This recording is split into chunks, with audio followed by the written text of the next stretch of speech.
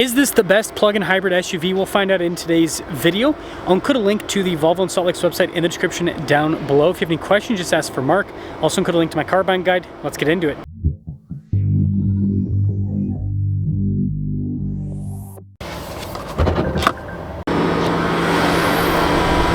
Powering this is a hybrid 2-liter 4-cylinder paired to an 8-speed. It puts out 455 horsepower, 523 pound-feet of torque. 58 is the MPGe rating, 27 is the MPG rating without hybrid assist, and then it can go 33 miles on a charge. I'm trying to hit 500,000 subscribers before the end of the year. I'd really appreciate it if you'd help out with that. This color looks really cool in a Volvo. Below, we've got a new headlight design. You can see the chrome trim below that, and then you've got a lot of chrome trim here on the front grille with the Volvo logo front and center. Altogether, it is a lot more futuristic looking compared to the previous XC90. Tire and wheel setup is 275 by 40 by 21. You've got silver on the exterior and then black in the center. Nice body painted fender flares too. Chrome trim there on the bottom, also around the windows. And you can see all that silver and chrome trim kind of creates the nice contrast on the XC90. Key fob features, we've got the Volvo logo there, and then we've got our lock and unlock function, the opening for the hatch on the side, and then you've got your little alarm button on the other side. Vents for the rear passengers. They also have cup holders down below, and with the third row folded down, you've got a ton of storage space in the back. The third row itself can technically fit adults, but I'd reserve it for kids. And then with that third row folded up, you still get cargo space in the back. Bow design there for the taillights. Then of course we have our plug-in hybrid badge, kind of a new setup there. That will cap things off for the exterior of the XC90. Keyless entry, and let's check out the interior. Two-tone coloration with the door panel, and I like the wood insert there. The seats have really nice trim, not perforated or anything, down the center. Legroom in the back is good. We have a little storage pocket, heated seats for the rear passengers. We also have our own climate zone, and then there's panoramic sunroof up top, but also good headroom. Keyless entry for up front, and let's check this out. Blind spot monitoring, and then this one has memory seats. We've got the Harman Kardon sound system. Nice finish on all of the controls. The mirrors power fold in, and you've got the same fancy door panel trim. These front seats are not perforated, but they do kind of have a cool stitching design in the center portion there. Power adjustable with lumbar support. The passenger seat's also power adjustable with lumbar support. And let's fire this up. Soft touch all around the steering wheel. We've got cruise control on the left side, voice command controls for the center stack on the right side. Digital gauge cluster, and if you press that little pages button, it'll make the map view go away or come back. So cool on that. And then tons of range. It's not fully charged obviously, but you still have over 600 miles of gas range. 360 camera system with this, and you just press and that's how you can kind of go back through the different angles. But yeah, it's very user friendly. And then as for the rest of the infotainment system, it is kind of popped onto the dash a little bit, not as integrated as the last version, but we do have heated seats and heated steering wheel, no cooled seats, again, not perforated. And then the climate controls are on the bottom here. That's how you actually adjust them. There's no physical buttons for those, but stuff like the drive modes are easy to access, which is important for the hybrid when it comes to the drive modes, because you've got to determine what you're doing with the battery and then also just what the car's doing or in hybrid mode, for example. And like you can adjust the steering feel too. Below that, we've got some physical controls for the defroster, volume control, radio as well. And then it looks like this one does have a phone charging pad. In the center area, we've got the crystal shifter, engine stop start, parking brake with your auto hold, some cup holders right next to that. And then got some USB ports inside the center console. Nice trim on top. Some cloth trim on the dash there with the wood. And then again, you've got the panoramic center, just a little slider for that system. 2026 XC90, 81,875. Let's see how the plug-in hybrid version performs. Plug-in hybrid. And you know what I'm gonna say? It doesn't feel like 104 degrees outside. I don't know if I've gotten that used to the temperature, but I feel pretty comfortable.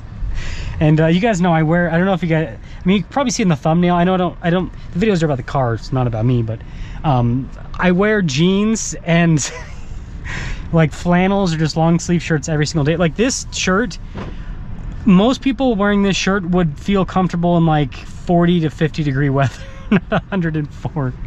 But I do just fine. And I'll also wear this when it's 20 degrees outside, by the way. There's no difference in my dress code. Doesn't matter what the temperature is. Always been that way since I was a kid. This is nice. I would like cooled seats. I mean, for $80,000, that's one thing that I will give Volvo a critique on. If I can get a Hyundai that's 30 grand with cooled seats, I should be able to get every single Volvo pretty much with cooled seats. It's not the end of the world, but it is a little bit sad because it's like, man, this is an expensive car. But what Volvo does is they put so much, I mean, you can tell when you just go and drive one of these, you see what I'm talking about. They put so much money into the materials and the build and everything. And so that's kind of where the money goes. Every single manufacturer has a budget, and well, the thing that I find interesting is most manufacturers are spending like not as much money in the quality of the car, more money in like tech and gimmicks and stuff, and it sells. But in terms of the longevity of a vehicle, it's not as good. I like how responsive that screen is. It's very user-friendly. And this is smooth. We're in EV mode right now. Like, I have it in hybrid mode for the drive mode. You guys remember? Wrong one. But I had, yeah, there it is. Yeah, I have it in hybrid mode. But if I stomp on it enough, it'll go and use the gas engine. But we've got more than enough power to get around town that we don't have to use the gas engine.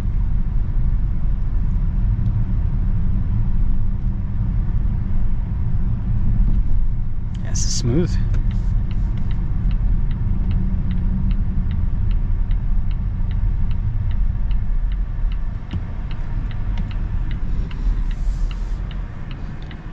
And it's quiet. I think this version 2 has the thicker glass. Yeah, it does.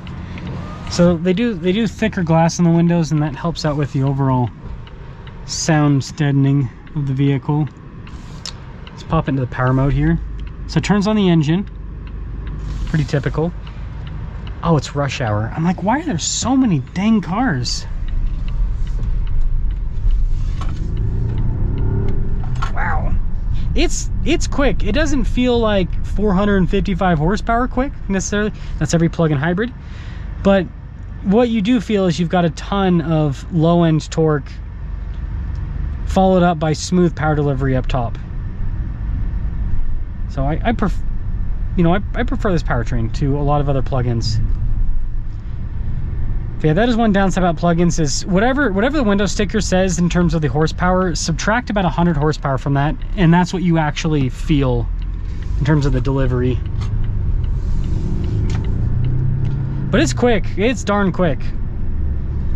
It really is.